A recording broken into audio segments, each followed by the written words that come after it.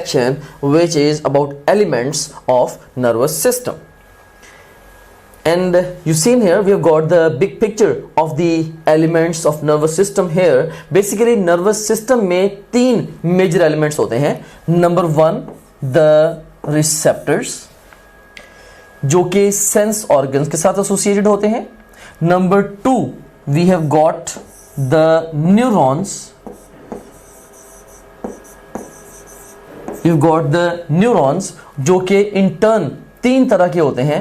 The sensory neurons which carry message from the receptors to the central nervous system, and the interneurons which are present in the central nervous system, and then we have got the motor neurons which carry message from central nervous system to the effectors which are muscles and the glands most of times. So हम कह सकते हैं कि basically nervous system के 3 basic elements हैं. The receptors in the sense organs, then we have got the neurons जो कि 3 तरह के हैं, sensory, inter and motor, and then we have got the effectors which are mostly muscles and the glands. इस sub section में हम इन्हीं तीनों एलिमेंट्स को इन डिटेल डिस्कस करेंगे, यानी कि रिसेप्टर्स, न्यूरॉन्स और इफेक्टर्स को इन डिटेल डिस्कस करेंगे. So let's have a look at big picture of this subsection. In this subsection, first of all, we'll talk in detail about receptors.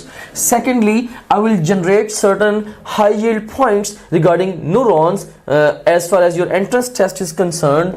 Thirdly, I will generate few points regarding the effectors, and last of all, we will discuss reflex arc as well, which is a type of involuntary action you see in here. So I have a question for you at this stage. Which of the following entity can act as receptor for stimuli? A option is cells, B option is neurons, C option is organs, D option is all of these. So which of the following entity can act as receptors for stimuli? And the best response to this question is all of these. Cells, neurons, organs, ये सभी receptors का काम कर सकते हैं. Best response is delta. And now let's start off our discussion with receptors.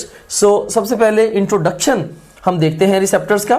So cells, neuron endings or organs which detect changes in the external and internal environment of body. So cells हो या simply neurons की endings हो या even organs हो जो कि internal या external environment of body में चेंजेस को डिटेक्ट कर सकें, हम कहते हैं कि ये क्या है, ये रिसेप्टर्स हैं. वो फिर कई तरह के रिसेप्टर्स होते हैं. For example in our body vision के रिसेप्टर्स हैं, हेयरिंग के, स्मेल के, टेस्ट के, टच वगैरह के रिसेप्टर्स हैं, एंड सो ऑन. इनको हम आगे चल के अभी डिटेल से डिस्कस भी करते हैं, लेकिन उससे पहले कुछ questions. The receptors for blood, carbon dioxide and oxygen are called as. Receptors for blood, carbon dioxide and oxygen are called as. A option is nociceptors, B option is electromagnetic receptors, C option is mechanoreceptors, and D option is chemoreceptors. And the best response to this question is chemoreceptors. So वो receptors जो कि blood में मौजूद carbon dioxide और oxygen को detect करेंगे, वो chemoreceptors की एग्जांपल्स हैं.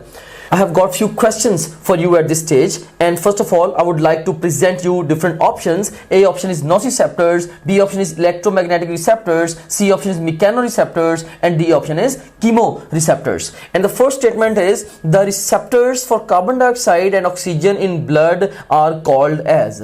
So basically जो receptors हैं कार्बन डाइऑक्साइड और ऑक्सीजन के लिए हमारे जो ब्लड में खासतौर पे कार्बन डाइऑक्साइड और ऑक्सीजन प्रेजेंट हैं, उन रिसेप्टर्स को हम कहते हैं कि वो कौन से रिसेप्टर्स हैं. They are actually examples of the chemoreceptors. Best response would be delta. Another statement, the receptors for hearing and equilibrium are called as. तो hearing और equilibrium के लिए जो receptors हैं basically वो mechanoreceptors हैं. And then another statement, the rods and cones in eyes are examples of. तो basically ये electromagnetic receptors के examples हैं. So इन questions की जो reasoning है इसको हम आगे चल के एक table में discuss करते हैं. So we have got this table ये टेबल बेसिकली क्या कर रहा है, ये डिफरेंट टाइप्स ऑफ रिसेप्टर्स को on the basis of their nature of stimuli ये सम अप कर रहा है. So let me orient you towards this table. In the extreme left column we have got the respective receptors, in the second column we have got the stimuli for those receptors, and in the extreme right column we have got the examples. So first of all we have got the chemoreceptors. अब chemoreceptors जो हैं इनके लिए stimuli कौन कौन से हैं, like smell, taste, blood carbon dioxide and oxygen and glucose and amino acids and fatty acids. So blood में अगर इन एंटिटीज में से भी कोई सी भी एंटिटी प्रेजेंट है तो उसको डिटेक्ट जो रिसेप्टर्स करेंगे वो कीमो रिसेप्टर्स करेंगे. तो इसकी जो एग्जांपल्स हैं the receptors in the hypothalamus. And then we have got the mechanoreceptors. Mechanoreceptors के आगे फर्दर ये किन किन स्टिमुलाई को डिटेक्ट करते हैं, you have got the touch, pressure, hearing and equilibrium. Touch, pressure, hearing और equilibrium they are stimuli for the mechanoreceptors. अब मैकेनोरिसेप्टर्स की एग्जांपल्स कौन कौन सी हैं, जो free nerve endings and the expanded tip endings and the stray endings, ये सारी की सारी मैकेनोरिसेप्टर्स की एग्जांपल्स हैं. And then we have got the photoreceptors or the electromagnetic receptors. Photoreceptors और electromagnetic receptors they are actually one and the same thing. तो इनके लिए stimulus क्या है, light is the stimulus for the photoreceptors or the electromagnetic receptors. और इसकी जो examples हैं photoreceptors या electromagnetic receptors के लिए they are rods and the cones in the eyes. तो eyes में जो rods होते हैं they are for the black and white vision, they are for the black and white vision, जबकि जो कोन्स होते हैं in the eyes they are for the color vision, all right. And then we have got the thermoreceptors. So thermoreceptors के लिए जो stimuli है they are actually cold and the warmth. तो ये cold और warmth दोनों को डिटेक्ट करते हैं और इसकी जो एग्जांपल्स हैं they are free nerve endings. And last पे we have got the nociceptors. तो nociceptors के लिए जो स्टिमुलस है that is pain and इसकी जो एग्जांपल्स हैं they are actually undifferentiated endings which are given in the textbook. ये जो डिफरेंट एग्जांपल्स हैं इनकी डिटेल्स में आपको जाने की जरूरत नहीं है, जस्ट आप इन एग्जांपल्स को इन रिसेप्टर्स के लिए मेमोराइज कर लें. That would be enough for answering questions on your final entrance exam. So जो क्वेश्चन फॉर्मेट है इस पर्टिकुलर टेबल से वो अब क्या हो सकता है, जैसे मैंने आपसे पहले क्वेश्चंस कुछ पूछे भी थे, इसमें आपको रिसेप्टर्स देके वो उसके स्टिमुलाई पूछ सकते हैं या रिसेप्टर्स देके उसकी एग्जांपल्स पूछ सकते हैं. सिमिलरली एग्जांपल्स देके आपसे वो उसके रिसेप्टर्स पूछ सकते हैं या एग्जांपल से स्टिमुलाई पूछ सकते हैं. सो कंक्लूसिवली कोई एक एंटिटी देके बाकी दोनों में से कोई भी एंटिटी वो टेस्ट कर सकते हैं. तो ये इस टेबल में से क्वेश्चन की बायस है, तो इसी को ध्यान में रखते हुए आप इस टेबल को प्रिपेयर करेंगे. And that's all about the receptors. And now we have got the neurons. So let's start off our discussion with the neurons. So neurons इनके इंट्रोडक्शन पे बात करते हैं. Basically neurons are the structural and the functional units of the nervous system. Neurons nervous system के structural और functional units हैं and they can not divide after maturation. कि maturation के बाद ये डिवाइड नहीं कर सकते. एंड न्यूरोग्लाया क्या है, basically neuroglia are different from the neurons. ये नॉन न्यूरोनल सेल्स हैं और ये वो नॉन न्यूरोनल सेल्स हैं जो कि नर्वस सिस्टम में प्रेजेंट हैं. तो इनका रोल क्या होता है, एक्चुअली जो नॉन न्यूरोनल सेल्स हैं by the way they are constituting approximately 50% of the nervous system, right. And इनका काम क्या है, they play role in the nutrition of the neurons and इसके अलावा they also play role in the protection of the neurons by the myelin sheath. कि जो non neuronal cells हैं ये माइलिनेशन कर रहे होते हैं न्यूरॉन्स की and that's how they are playing role in the protection of the neurons. और जो माइलिनेशन है न्यूरॉन्स की वो पेरिफेरल नर्वस सिस्टम में जनरली श्वान सेल्स करते हैं, जबकि सेंट्रल नर्वस सिस्टम में ओलिगोडेंड्रोसाइट्स सेल्स होते हैं वो माइलिनेशन करते हैं. बहरहाल श्वान सेल्स हो या ओलिगोडेंड्रोसाइट्स हो ये एग्जांपल्स हैं किसकी, न्यूरोग्लाया की, which in turn are the non neuronal cells of the nervous system. लेकिन नर्वस सिस्टम के जो स्ट्रक्चरल और फंक्शनल यूनिट्स हैं वो न्यूरॉन्स ही रहेंगे. सो I have got a question for you at this stage In case of neurons, many granules are present in A option is soma, B option is axon, C option is dendrite and D option is soma and the dendrite. Straight book की line है and the best response to this question is soma and the dendrite. And then we have got another question. Axons and dendrons are dash processes: protoplasmic, cell membrane, cytoplasmic और protoplasmic और cytoplasmic processes. तो basically you seen here कि जो exons और dendrons हैं ये protoplasmic processes हैं और साइटोप्लाज्म भी प्रोटोप्लाज्म ही का पार्ट है, तो इसीलिए हम इसका जो बेस्ट रिस्पॉन्स है वो डेल्टा को पिक करेंगे, दैट इज प्रोटोप्लाज्मिक और the cytoplasmic.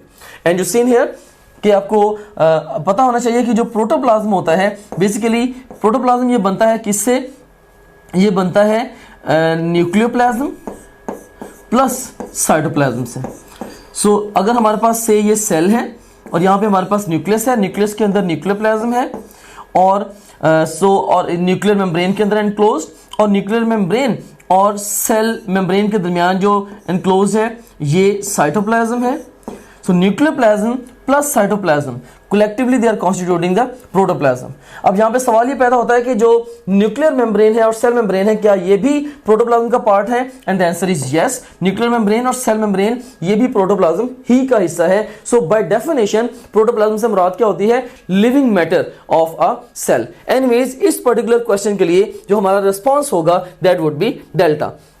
Another question, main nutritional part of all neurons which is concerned with the biosynthesis of materials necessary for the growth and maintenance of neuron is, right? So जो main nutritional part है सारे neurons का, जहाँ पे major synthesis हो रही होनी है जिस पार्ट ने सारे के सारे न्यूरॉन को मेंटेन करना है, वो निसल्स हैं या वो न्यूरोग्लाय हैं या शॉन सेल्स हैं या सोमा ऑफ द न्यूरॉन है. And the best response to this question is soma, जिसको हम cell body of the neurons भी कहते हैं. सो जो किसी भी न्यूरॉन का जो मेन न्यूट्रिशनल पार्ट होगा that would be the cell body और the soma. Delta would be the best response to this question. And another question, in nerve cells rough endoplasmic reticulum is present in cytoplasm, soma, axoplasm और all of these. And you seen here soma basically क्या है, soma से मुराद है cell body, right. So neurons की cell body है, cell body के अंदर ऑफ कोर्स क्या होगा, साइटोप्लाज्म होगा और न्यूरोनल साइटोप्लाज्म ही को हम एक्सोप्लाज्म भी कहते हैं. सो टेक्निकली स्पीकिंग जो रफ एंडोप्लाज्मिक रेटिकुलम है वो सेल बॉडी में प्रेजेंट है. सो बाय डिफॉल्ट वो साइटोप्लाज्म या एक्सोप्लाज्म में भी प्रेजेंट होगा. तो इसका जो बेस्ट रिस्पॉन्स होगा that would be delta. So now let's have a look at the structure of a typical neuron. एक typical neuron में सबसे जो major main nutritional part होता है that is the cell body. So here you can see the cell body of the neuron जिसको हम soma भी कहते हैं. Soma and the cell body this is one and the same thing. So एक major part neuron का ये होता है. And secondly we have got the neuronal processes जो कि दो तरह के होते हैं. एक वो प्रोसेसेस जो कि मैसेज को लेके आते हैं टुवर्ड्स द सेल बॉडीज, जैसे ये जो सारे के सारे प्रोसेसेस हैं ये मैसेज को लेके आएंगे टुवर्ड्स द सोमा और सेल बॉडी. इन प्रोसेसेस को हम क्या नाम देते हैं, these are basically the dendrites. ये जो प्रोसेसेस हैं which carry message towards the cell body ये डेंड्राइट्स हैं. जबकि वो साइटोप्लाज्मिक प्रोसेसेस और प्रोटोप्लाज्मिक प्रोसेसेस जो कि मैसेज लेके जाते हैं away from the cell body, इनको हम क्या कहते हैं, दीज आर दी एक्सॉन्स. अब यहां पे अब ये कह सकते हैं कि एक जो न्यूरॉन है, एक टिपिकल न्यूरॉन बेसिकली ये एक सेल बॉडी और इसके अलावा साइटोप्लाज्मिक प्रोसेसेस से बना होता है. सो वो साइटोप्लाज्मिक प्रोसेस जो कि सेल बॉडी की तरफ मैसेज लेके आएगा वो उसको हम डेंड्रॉन कहेंगे. जबकि वो साइटोप्लाज्मिक प्रोसेस और प्रोटोप्लाज्मिक प्रोसेस जो मैसेज को सेल बॉडी से अवे लेके जाएगा उसको हम एक्सॉन कहेंगे. जबकि सोमा इसका मेजर न्यूट्रिशनल पार्ट है या मेन न्यूट्रिशनल पार्ट है जहां पे सारी की सारी सिंथेसिस होनी है और पूरे न्यूरॉन ने इसी की एक्टिविटीज की मदद से मेंटेन होना है. और यहां पे ये बात भी बताना चाहूंगा, क्योंकि सोमा मेन न्यूट्रिशनल पार्ट है, अगर सेल बॉडी किसी न्यूरॉन की डैमेज हो जाएगी फिर वो जो न्यूरॉन है अल्टीमेटली कह रहे हैं कि रिकवर नहीं हो सकेगा। हाँ, अगर न्यूरोनल प्रोसेसेस डैमेज हो जाते हैं तो फिर लिमिटेड रिपेयर जो है वो पॉसिबल होता है न्यूरॉन्स का, but once the cell body is gone for good. Alright, अब यहां पे सेल बॉडी को लेके कुछ मैं जनरल पॉइंट्स जनरेट करना चाहूंगा। You seen here, when you think of the cell body, when you think of the cell body of the neuron, I want you to think of a structure of a typical eukaryotic cell. So ये जो neuron है, ये इसका जो basic structure है वो एक typical eukaryotic cell के जैसा ही है। सिर्फ और सिर्फ जो एक एक्स्ट्रॉर्डिनरी फीचर है न्यूरॉन का, वो न्यूरोनल प्रोसेसेस हैं या जो प्रोटोप्लाज्मिक प्रोसेसेस हैं, right, that is dendrites and the axons. Otherwise जो स्ट्रक्चर है इसका न्यूरॉन्स का वो किसी भी यूकैरियोटिक सेल के साथ कंपेरेबल है। बिल्कुल वैसे ही जैसे हमने यूकैरियोटिक सेल्स के स्ट्रक्चर में पढ़ा था कि we were having the nucleus and we were having the cytoplasm. Nucleus के अंदर फिर हमारे पास न्यूक्लियोलस भी था, फिर साइटोप्लाज्म में we were having the double membrane bound organelles, right, जैसे यू सीन है उसके अंदर we were having the mitochondria, right, और उसके बाद फिर we were having the single membrane bound organelles जैसे endoplasmic reticulum, Golgi bodies, lysosomes etcetera, right, and even we were having the membraneless organelles जैसे कि राइबोसोम्स वगैरह। सो वो सारी की सारी चीजें इसके सेल बॉडी के अंदर होंगी। सो अब ये कह सकते हैं कि इसका जो स्ट्रक्चर है सेल बॉडी का, this is comparable with the structure of a typical eukaryotic cell. So bottom line point मेरी डिस्कशन का यही है कि न्यूरॉन भी एक यूकैरियोटिक सेल के जैसा एक सेल है।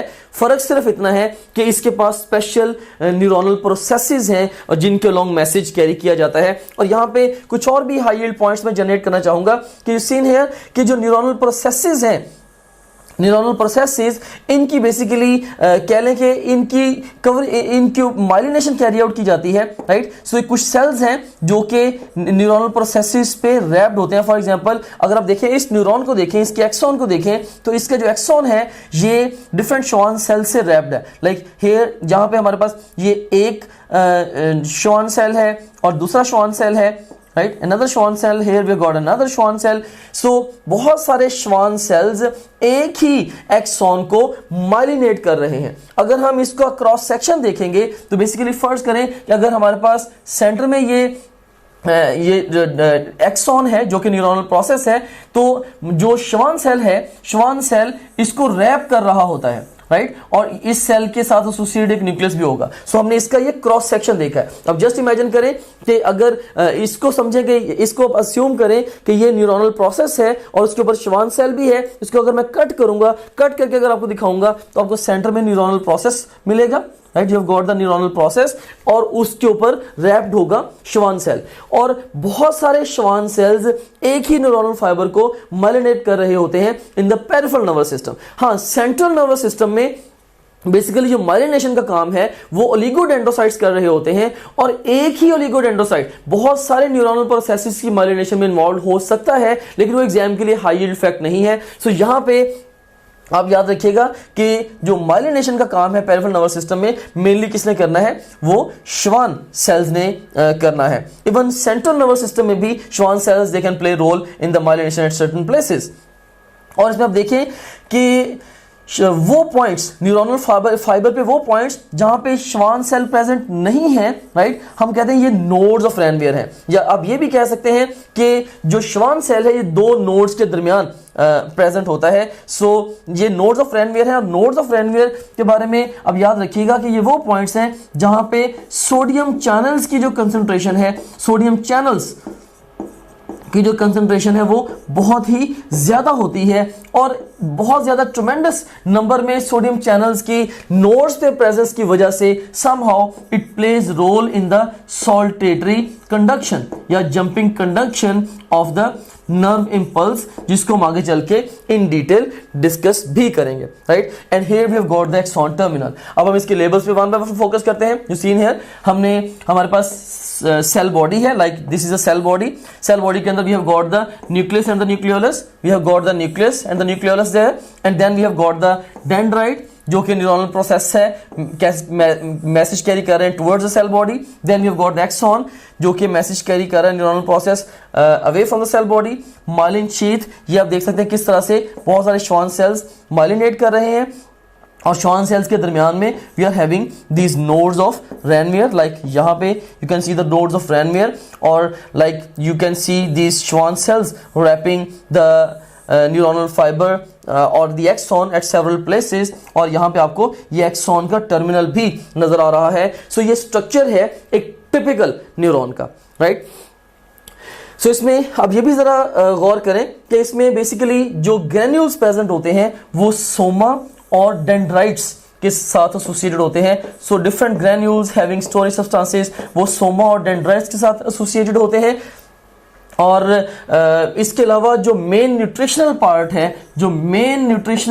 है वो भी याद रखिएगा कि जो न्यूरॉन का main nutritional part, this is the